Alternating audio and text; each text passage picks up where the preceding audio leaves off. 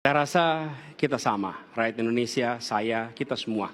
Bahwa kita menginginkan sebuah negeri di mana praktek korupsi diberantas hingga tuntas. Pemerintah memberikan pelayanan yang terbaik.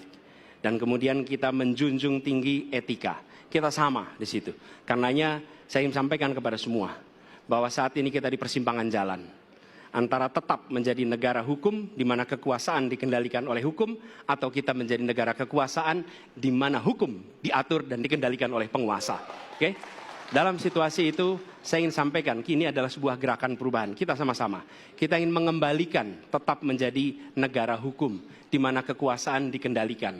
Dan saya ingin sampaikan bahwa etika dijunjung tinggi. Ketika terjadi pelanggaran etika, jangan bersembunyi di balik keputusan hukum. Justru kita harus mengatakan bahwa tugas dari pimpinan tertinggi memberi contoh.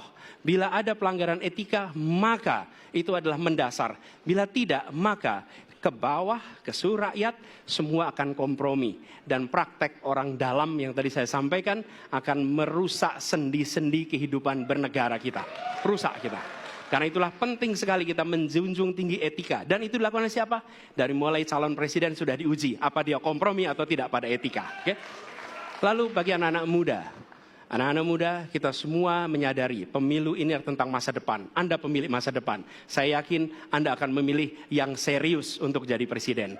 Bukan yang main-main untuk jadi presiden. Dan ketika kita berbicara tentang masa depan, maka saya ingin sampaikan kepada semua. Kebebasan berpendapat akan dijamin. Kita tidak mengizinkan lagi situasi di mana orang takut. Maka itu saya sampaikan, Wakanda no more, Indonesia forever.